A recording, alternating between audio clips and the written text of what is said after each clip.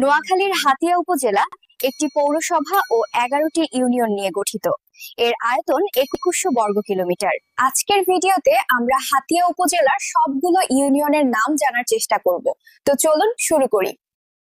হাতিয়া উপজেলার ইউনিয়ন সমূহ হল 1 নং হরিণী ইউনিয়ন, 2 নং চান্দলি ইউনিয়ন, 3 নং শুকচর ইউনিয়ন, 4 নং নলচিরা ইউনিয়ন, 5 নং চর ঈশ্বর ইউনিয়ন, 6 নং চর কিং ইউনিয়ন, 7 নং তমরদি ইউনিয়ন, 8 নং বুড়ির চর ইউনিয়ন, 9 নং সোনাদিয়া ইউনিয়ন, 10 নং জাহাজমারা ইউনিয়ন এবং 11 নং নিঝুম দ্বীপ ইউনিয়ন।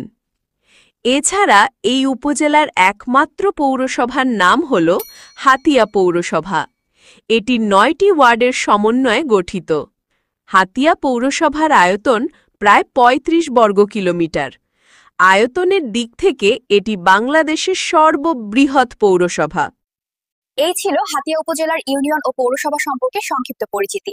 উল্লেখিত ইউনিয়ন সমূহের মধ্যে আপনার ইউনিয়ন কোনটি তা অবশ্যই কমেন্ট করে জানাবেন। ধন্যবাদ।